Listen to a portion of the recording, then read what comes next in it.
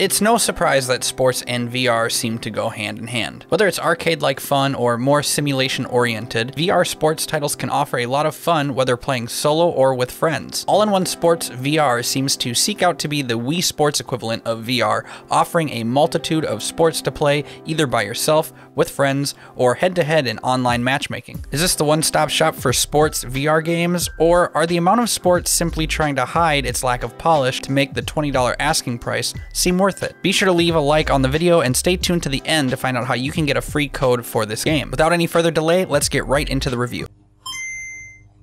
All-in-One Sports offers a total of 10 sports currently for players to experience. There's boxing, table tennis, badminton, golf, archery, basketball, billiards, baseball, darts, and bowling. All games support single player with leaderboards for score tracking, as well as private and public multiplayer options, with the exception of boxing, which is single player only. More on the multiplayer later. I would best describe this game as a Wii Sports VR variant. Each game is pretty simplistic and leans more on the arcade side of things than simulation. As far as games go, I had the most fun playing bowling, darts, and archery. These games all seem to have the most polished mechanics, and Brennan and I had a fun time competing against each other. Bowling was pretty basic. Grab the ball with the trigger and throw and release to roll the ball and knock down as many pins as you can. There's a basic spin mechanic in the game similar to Wii Bowling, and yeah, it's pretty much Wii Bowling in VR. Nothing too intricate or too exciting for those who are looking for a more simulation experience, but it's pretty fun and not a bad experience to say the least. Archery was probably the most polished out of all the game types in All-in-One Sports VR. You go 1v1 against a bot or another player and basically just try to get the most points in a set amount of rounds, score points by shooting an arrow as close to the bullseye as possible while accounting for the wind direction and speed. It's very simple, but it's a real fun competitive experience, and like I said, it's probably the highest quality game mode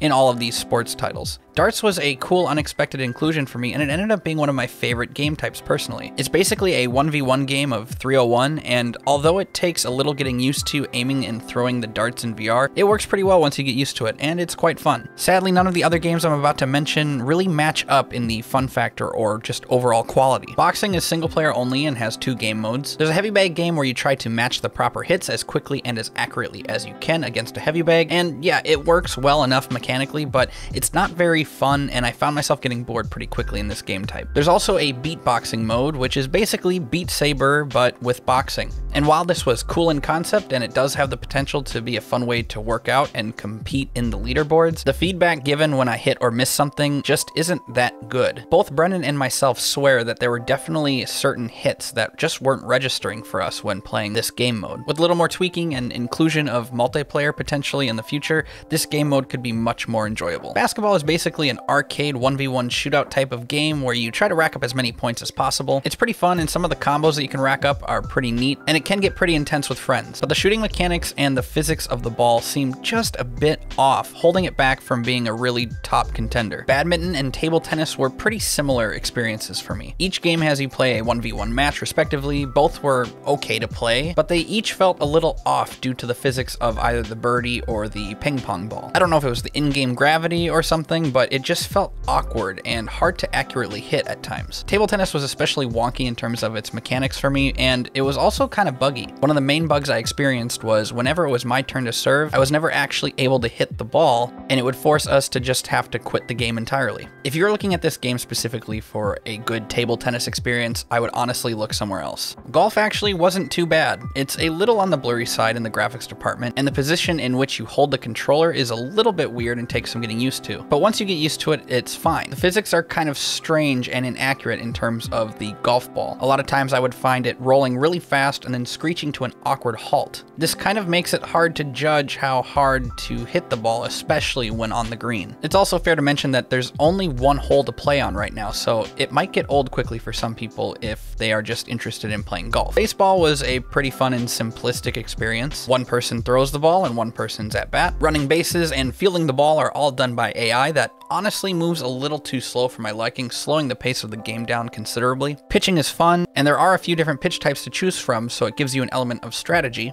Batting overall is pretty good, but there were a few instances where I wouldn't swing and a strike would still be registered, or the ball would sometimes go really far outside of the strike zone and still nick the bat, registering it as a foul ball. Overall, the game is fun, but again, there's a lot of little things that hold it back from being really great. Lastly, we have billiards, and this was my least favorite of the entire collection of games, which is quite disappointing because I was honestly probably the most excited to try this out in VR. It's almost a fun time, but once again, the common thread of unpolished mechanics come into play. There's not a lot of freedom of movement. I really wish you had the ability to teleport to different spots around the table, and it's really hard to gauge how hard you're going to be hitting the billiards, and I think at the bare minimum, this game could really benefit from some sort of power indicator or something. Now, this game is in early access, so bugs and janky mechanics are to be expected, but I really think this game hurts itself by trying to go for quantity over quality right away. There are a handful of pretty darn good experiences in my opinion, but most of these games offered are hampered by lack of polish and awkward mechanics that just kind of seem half finished. Add to the fact that with this not having a huge player base, finding a match online is really challenging.